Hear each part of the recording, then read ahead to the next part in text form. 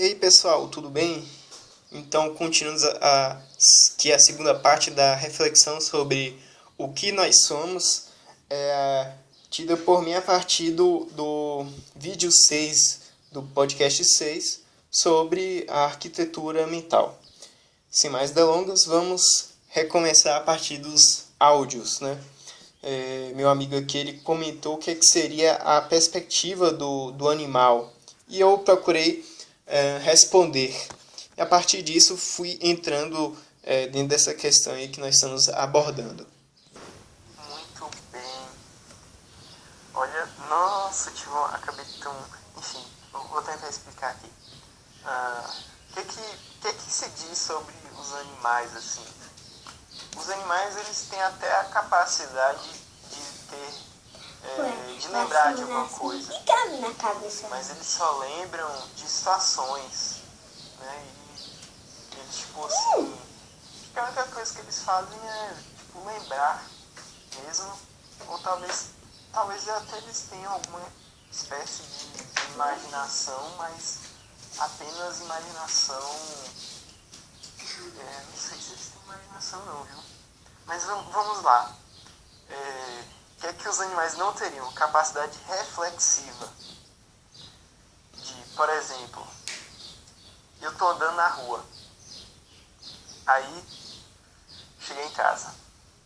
Quando eu cheguei em casa, eu lembrei que eles estavam andando na rua. Ok, se eu estivesse andando na rua com meu gato também poderia estar lembrando que eu e ele estávamos andando na rua. Só que só eu posso lembrar que estava andando na rua e que eu vi um poste. E quando eu lembrei que tinha esse poste quando estava lembrando. E eu penso, o que é um poste? Aí eu posso pensar o ser do poste. O gato não, ele pode até, no meio da lembrança,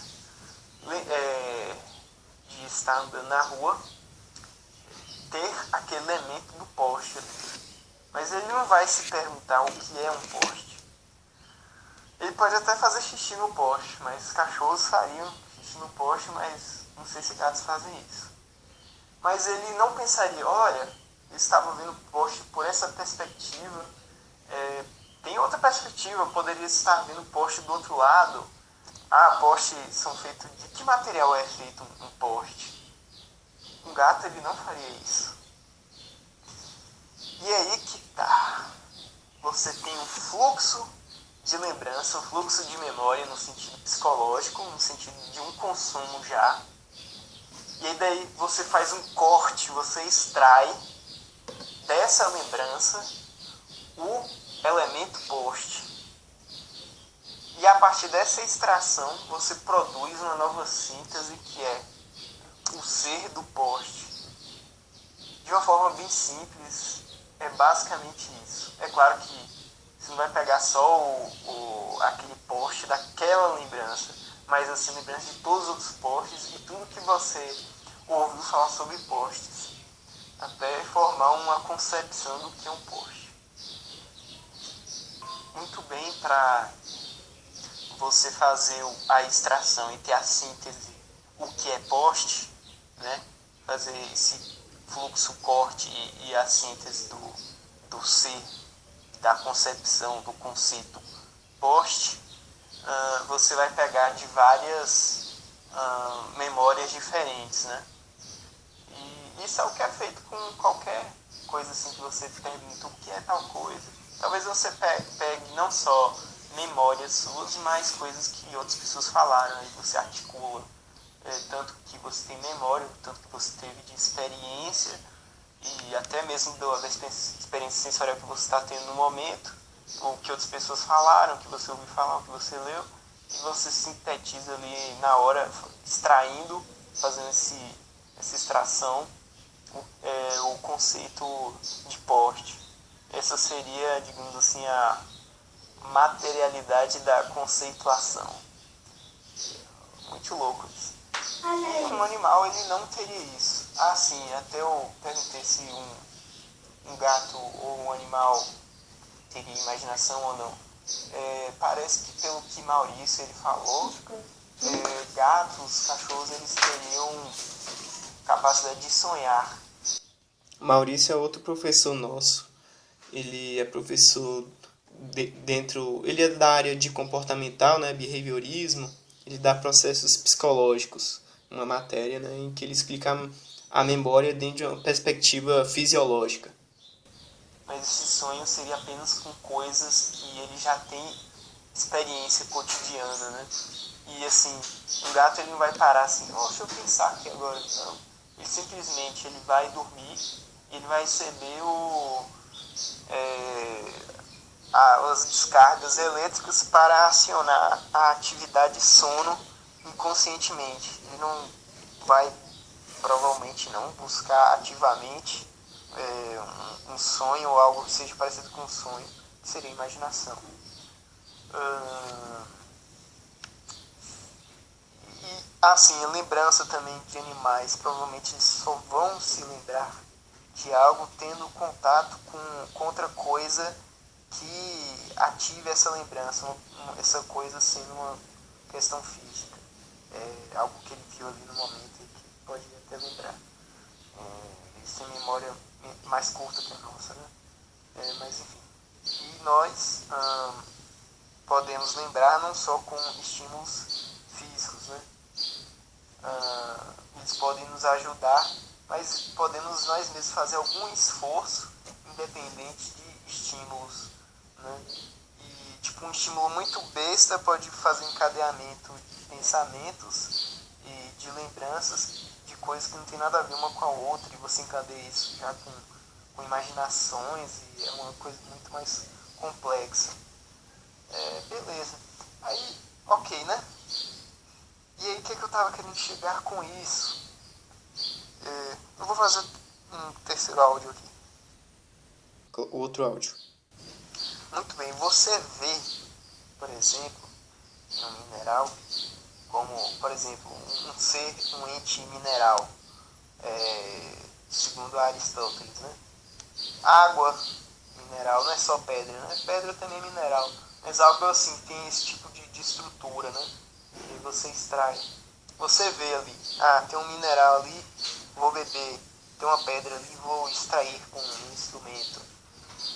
Enfim, aí você tem um vegetal morto, acho que seria um mineral também, se não me engano. Aí o vegetal mesmo, que a classificação dele já não é tipo da biologia, da ciência biologia que nós temos hoje. Que hoje nós temos até 5 reinos animais, mas o que propriamente Aristóteles falando assim é outra coisa, né? Reino animal. Por exemplo, uma bactéria mesmo, eu acho que ele classificaria como um vegetal, né?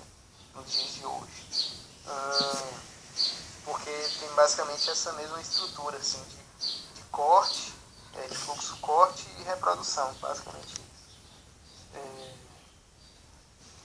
Ok, mas até fugi um pouco aqui. Enfim, aí você vê o vegetal, né? Você consegue ver os órgãos do vegetal, as máquinas de órgãos dele, sabe qual é o fluxo que passa, né? Que corta. Até mesmo dentro de uma célula, né? Tem um RNA, você vê o ribossomo, tem um fluxo de RNA e corte de RNA. Enfim. Mas aí o animal. Você vê assim, o olho do animal, tem ali o fluxo de luz, corte da luz e tal. E chega no cérebro. E aí que tá, né? Cadê a síntese ciencial no animal? Seria o cérebro, né? O cérebro ele pegaria o fluxo de visão, audição, o tato do animal, e ele extrairia isso, faria um corte chamado, que até é chamado de sensos comuns, né? Então, se um gato ele vê uma maçã, ele chega perto da maçã, olha para a maçã, lambe a maçã, vai com a patinha lá na maçã, todas essas percepções que individualmente seriam completamente desconexas, o cérebro ele tem a capacidade de extrair de cada capacidade sensorial a percepção de que aquele conjunto de sentidos, né, de atomísticos de sentido, na verdade formaria uma síntese chamada maçã, né? Mas não é propriamente uma concepção ou conceito de maçã. Mas sabe, tem um negócio aqui e eu sei que é a mesma coisa, que é chamado de sensos comuns. Caramba, eu até viajei mais do que eu tinha falado.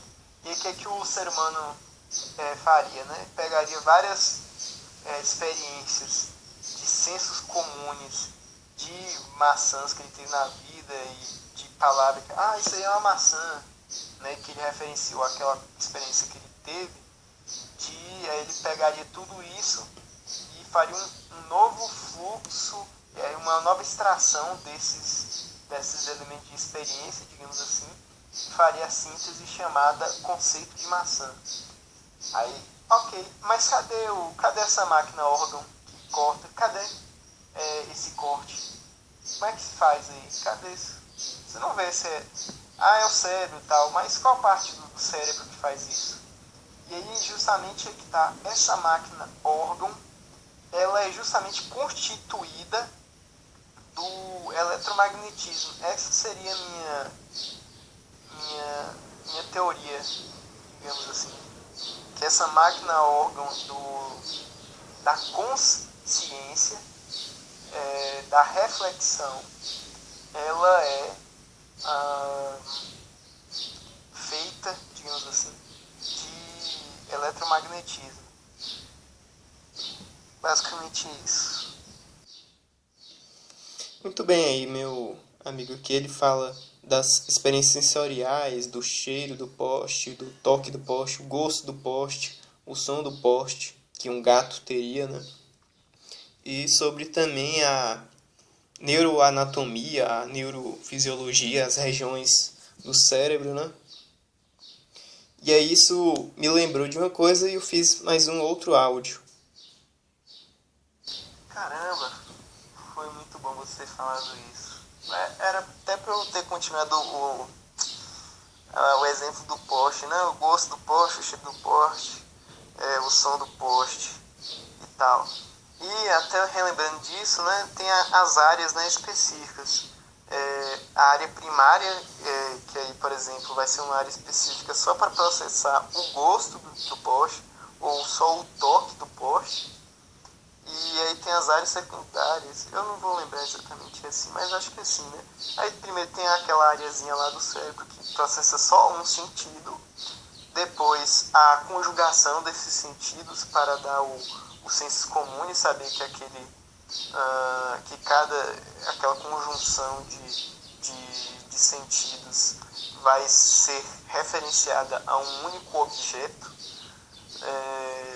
E aí a partir daí você só sabe disso, que aquilo ali é de um objeto só, mas você ainda não tem a definição. Aí que seria essa informação jogada para onde? Para se não me engano, aquela parte frontal, né, o pré-frontal. Se não me engano, essa parte, que é ela mais racional mesmo, mais intelectual, que aí, a partir daí sim, você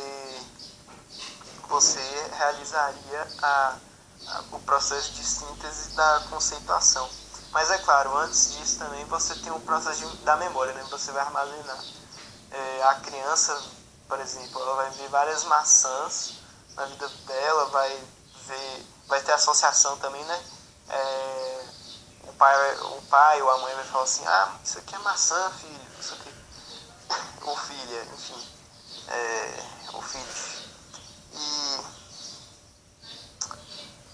aí vai associar e tá, memória. E aí vai falar, peraí, o que é uma maçã mesmo? E aí também vai perguntar pro pai, enfim. Eu tô complexificando aqui o negócio. Mas tem uma questão aqui que eu queria chegar, é o seguinte. consciência seria uma ciência da ciência. E quando você tem uma ciência da ciência, uma consciência, você tem um conceito, você sabe o que é a coisa, você refletiu sobre essa coisa mais aprofundadamente, você pode dizer que você sabe. E tem acho que tinha esqueci o nome do cara, não vou lembrar agora, mas parece que tinha um filósofo que era um padre também, não sei se ele era escolástico e tal, mas eu sei que o cara era um padre. Mas ele falava o seguinte: se eu sei de uma coisa, eu sei que eu sei dessa coisa. E se eu sei que eu sei dessa coisa, eu sei que eu sei que eu sei dessa coisa. E se eu sei que... Aí, infinitamente, a consciência, ela não pode ser apenas consciência. A consciência, ela pode se desdobrar em uma autoconsciência. E aí essa autoconsciência pode se desdobrar em uma self-autoconsciência. E uma consciência da consciência, entendeu? Você pode desdobrar isso, recortar isso infinitamente, ampliando a reflexividade desse objeto que você está refletindo. Basicamente isso. É basicamente uma intensificação em velocidade infinita da força consciencial, dizendo de uma forma sintética, mas que precisa de toda essa explicação para descompactar essa informação. E acredito que também seja por isso que é difícil do Thiago Magalhães conseguir comunicar com as pessoas. Muito bem. Vamos lá, continuando.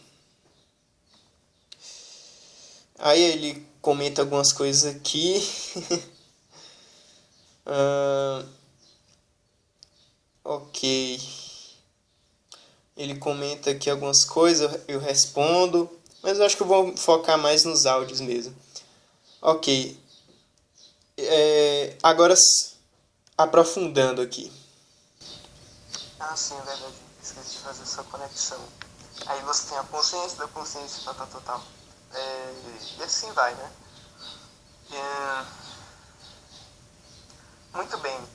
E voltando à percepção do objeto, aí você tem a ciência do objeto. Você tem a ciência, por exemplo, a maçã.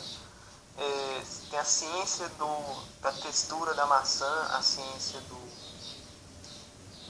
gosto da maçã e por aí vai. Aí você tem a conjunção dessas ciências separadas e parciais para a formação da concepção de um único objeto. E a partir daí, aí sim que acho que entraria por aí a consciência. Só que aí você poderia dizer assim, não, pô, mas aí dá para saber onde é que é a máquina órgão, né? Que é justamente a parte tal do cérebro que tem a ver com raciocínio, né? Que seria, se não me engano, novamente na parte pré-frontal. Só que, aí beleza. Só que quando você reflete que você refletiu sobre algo, essa coisa, você não muda de área do cérebro, é a mesma área. Então como é que você muda a qualidade, digamos assim, a claridade que você tem, a profundidade consciencial daquele objeto que você está tendo consciência, de que você tem consciência, de que você sabe, tal. Porque não muda de área. Mas, no entanto, subjetivamente, você tem uma experiência de uma qualidade diferente de quando você simplesmente, tenho consciência disso, e beleza, do que você simplesmente, digamos assim, meditar sobre um conceito, sobre um assunto, assim, parar para você sair aprofundado. E qual seria, bem, eu não consigo ver a diferença de qualidade apenas observando o o cérebro, mesmo fazer um eletroencefalograma ultra avançado de uma tecnologia que a gente não tem ainda, que é só específico de uma área do cérebro que você vê basicamente ali os raiozinhos, digamos assim, das sinapses. Então assim, pô, velho, eu consigo ver ali que tá tendo algumas mudanças ali, mas basicamente tá tendo sinapses bem parecidas, um padrão sináptico bem parecido. No entanto, esse indivíduo ele relata que ele está tendo uma experiência subjetiva muito diferente, né? Cada vez mais ele, digamos assim, um gráfico de clareza consciencial, vai aumentando, vai se aprofundando. Como é que explica essa diferença? Não vai dar para explicar neuronalmente. E aí que tá. E aí fica mais evidente, mais explícito, que há aí uma máquina órgão quase que puramente entrando em um campo eletromagnético e pode aí já estar entrando dentro dessa dimensão quântica. Pronto, esse é o ponto que eu acho que está quase que conectando tudo. E, muito bem. E aí tem a lembrança, né? Dentro disso daí, dessa síntese que ele vai fazer, ele vai lembrar também, por exemplo, eu quero saber o que é maçã, ele vai lembrar, aí essa lembrança da maçã, aí também já entraria essa dimensão do passado, mas acho que talvez não necessariamente, né, porque ele está mais preocupado em saber o que é a maçã do que lembrar daquela vez específica em que ele viu uma maçã específica. Enfim, aí já entra uma amplidão amplia-se a discussão mais ainda. Mas eu acho que isso daí que já começa a entrar no ponto fulcral do que eu estava querendo dizer da intuição, digamos assim, que eu tive. Ah, sim. Também tem a seguinte questão, né? Que, na verdade, para a pessoa ter, que eu falei, né, da ciência separadamente, digamos assim, de cada via perceptiva. Mas para ele ter a ciência, por exemplo, de que ele está pegando uma maçã, ele tem que estar prestando atenção, tem que ter o elemento da atenção ainda, porque se ele pegar ali a atenção, quer dizer, pegar atenção nada, pegar a maçã e não estiver prestando atenção naquilo, aquilo já vai estar no subconsciente, não vai ser uma ciência propriamente dita, né? Aí já seria algo que é subciente. E aí você teria o subconsciente ou subciente, o ciente e o consciente e autoconsciente, e entra dentro dessa chatice aí. E falando em pessoas chatas, por exemplo, Sócrates lá tentando o povo na Ágora. Quando ele percebeu ou disse, só sei que nada sei. Quando ele sabia que ele não sabia, ele sabia que ele não sabia. Ou seja, ele tinha uma consciência infinita de que ele não sabia. E ele tinha certeza de que quando ele não sabia, ele sabia do que ele sabia. Meu Deus! Você já ouviu falar acho que é parábola ou é metáfora da casa de agulhas? Que um cara ele chega lá na casa de agulhas e ele fala assim, eu quero uma agulha. Tá bom, você quer uma agulha? Sim, eu quero. Mas tem a agulha grande, a agulha média e a agulha pequena. Ah, eu quero a agulha média. Tá bom, você quer a agulha média. Mas tem a agulha média grande, a agulha média média e a agulha média pequena. Eu quero a agulha média média.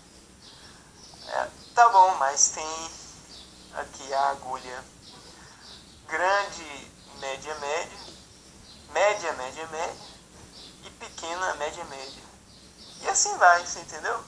Então, para você não ficar super puto com essa chatice, tem uma coisa aí. Ou seja, cada vez que ele vai entrando dentro do padrão central, que é o médio, você tem um padrão que se repete. Ou seja, é um fractal. Você sabe o que é um fractal? Pesquisa aí. fractal no YouTube. Vai até aparecer umas imagens assim.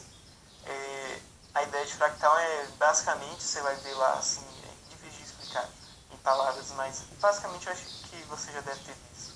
Que é uma imagem que mesmo você dando um zoom, ela sempre repete o mesmo padrão. E aqui é que eu quero chegar a isso com a consciência. Essa consciência que se aprofunda, ela abre um espaço, teoricamente, ela abriria um espaço quântico, uma dimensão quântica.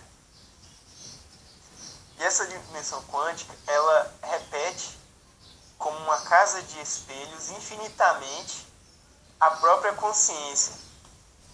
Ou seja, uma dimensão fractal.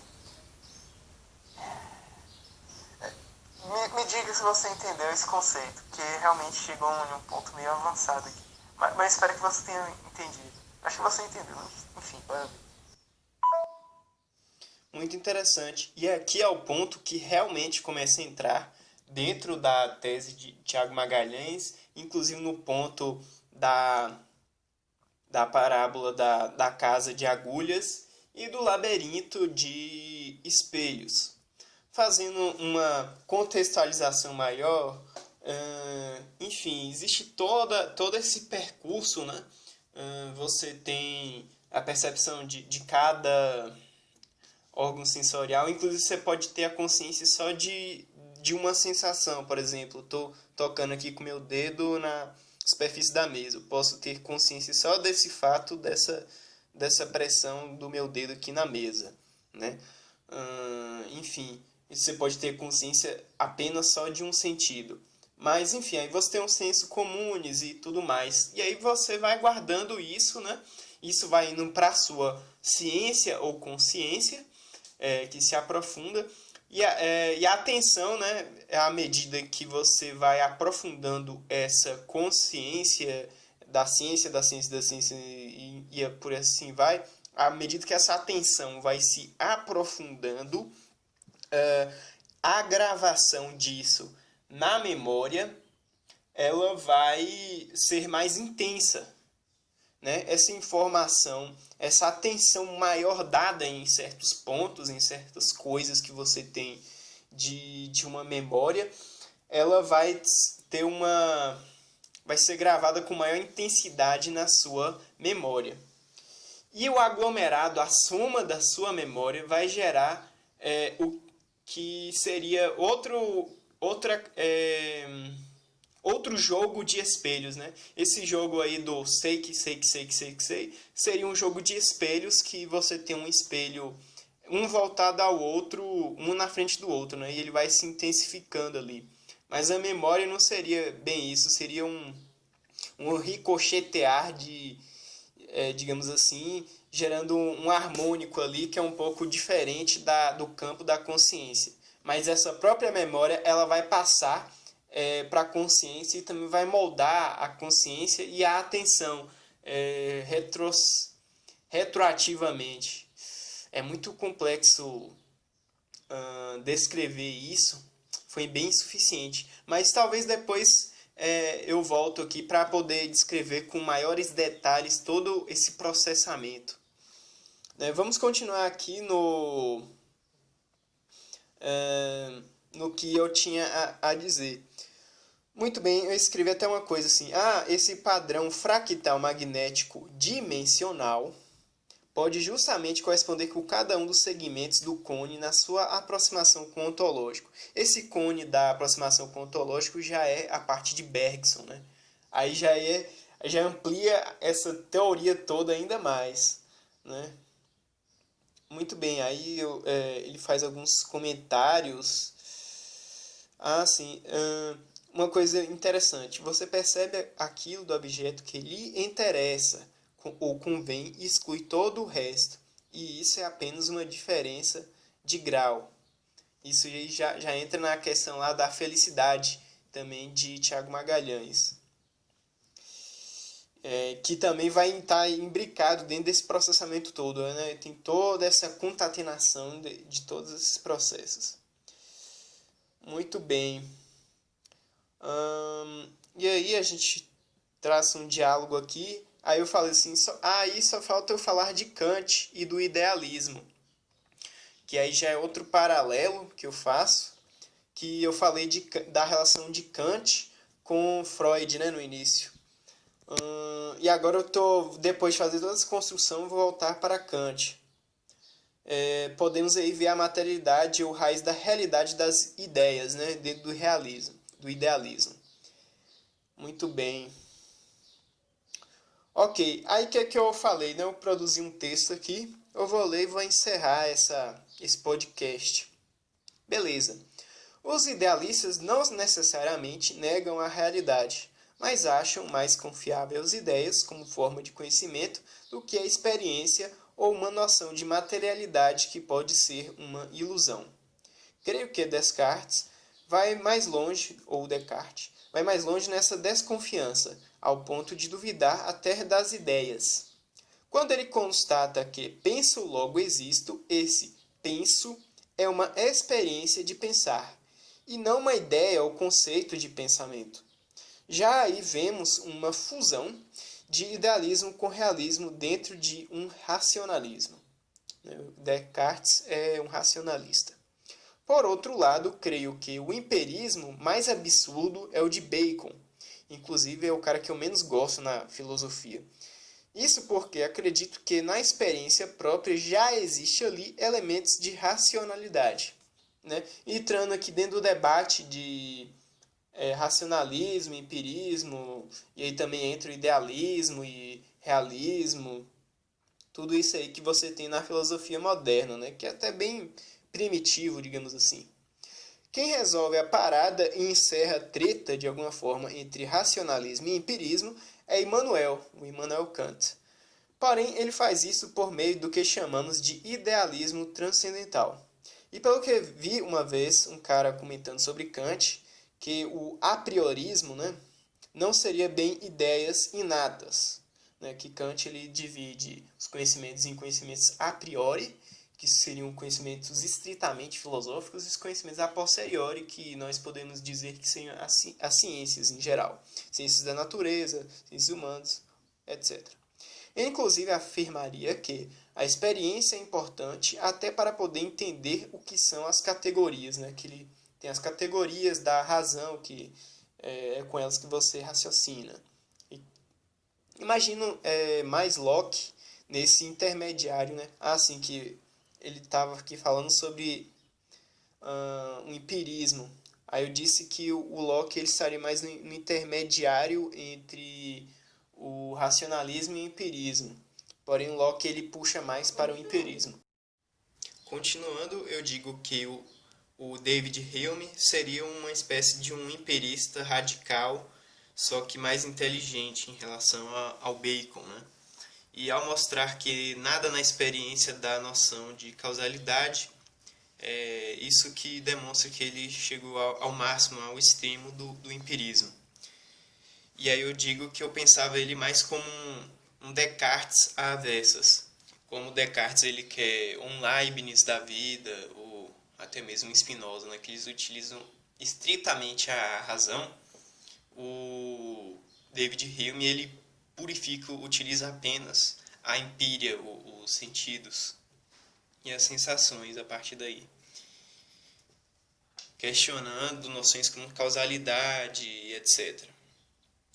E bem, chego até Kant, que, se não me engano, Kant ele não chega a negar a possibilidade de conhecermos a realidade como ela é, mas nós não teríamos certeza de confirmar como é que ela é. E há uma crítica bem feita à concepção de objeto de Kant, né? A noção de sujeito e objeto, principalmente de objeto, na divisão entre fenômeno e númeno. Fenômeno é o que aparece para nós como manifestação e que aí nós teríamos contato através dos sentidos, e o númeno é o mistério do objeto, aquilo que seria inapreensível pelos nossos órgãos dos sentidos e até pelas tais categorias da razão. As categorias de tempo e de espaço, segundo críticas, não necessariamente seriam categorias nossas, de nossa mente, mas seria uma propriedade do real, da realidade mesmo. Então fica essa dúvida, né? se as categorias da razão são algo da nossa razão pura, que está só na nossa cabeça, ou se são uma propriedade da realidade mesmo, e que inclusive se manifesta como conceitos a priori, vamos dizer assim, na nossa mente. Mas qual seria a natureza dessas categorias, então? Como uma categoria puramente ideal poderia realizar um recorte no real? Porque, vejamos bem, se as categorias da razão elas estão apenas na nossa cabeça, como elas podem recortar uma parte do real? Se elas são completamente ideais, vamos dizer assim. De alguma forma, nossa razão pura, nossa percepção do mundo tem que estar ligada à realidade. Tanto que Kant não era bem um idealista, né? Chamam a filosofia dele de idealismo transcendental, mas quem é idealista mesmo é o Fichte, o Hegel, o Schelling, que vem depois. Mas o Kant não sei, é um meio termo. Muito bem. Isso só poderia ser possível se há algo de comum entre a ideia e a matéria. E aí talvez a ideia não seja tão espiritual assim, ou o espírito não seja tão imaterial assim. É o que eu estava escrevendo aqui. E aí novamente chega o neurofisiologista ceticão e fala: e aí, bonitão, cadê essas categorias e conhecimento a priori no cérebro? Ou mesmo a diferença entre consciente e inconsciente no cérebro. Você vai abrir o cérebro, você vai estudar ele, você não vai ver nenhuma categoria da razão, não vai ver uma parte do cérebro que fala assim: aqui é a categoria do tempo, aqui é a categoria do espaço, aqui é a categoria da causalidade. Você não vai encontrar isso no cérebro. Então, como é que tem contato com o real, com as coisas do sentido que nós temos contato no dia a dia? Cadê essas coisas, né? E aí pode se contentar a dizer que a neurofisiologia é uma ciência de conhecimentos a posteriori, ou então, retomando o que foi dito desde o início, né, nessa discussão toda que eu estou falando aqui, que essas estruturas misteriosas podem ser essas máquinas órgãos da dimensão fractal gerada pelo eletromagnetismo. E veja só, a palavra razão, originalmente, tem a acepção de proporcionalidade de relação. A tal razão pura, que é descrita por Kant, seria a relação dessas forças transmagnéticas nessa dimensão quântica transcendental. Então, por isso que você não vai encontrar no cérebro mesmo, físico, porque ele geraria esse campo eletromagnético que se replicaria ad infinitum, e em algum desses níveis estaria essas relações de proporção que estariam ligadas à causalidade, à temporalidade, essas noções que não são sensíveis, mas são racionais.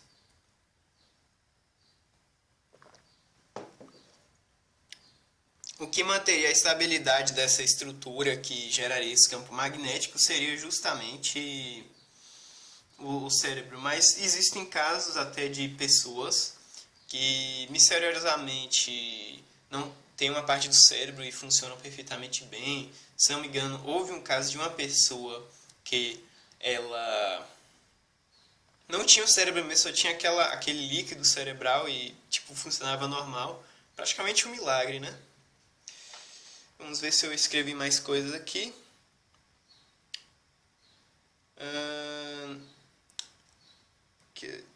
Bem, basicamente é isso, viu? Então terminamos aqui mais uma reflexão sobre a tese de Tiago Magalhães, né? Dessa vez eu dei uma grande viagem, assim, porque eu passei pela história da filosofia, principalmente pela parte da epistemologia.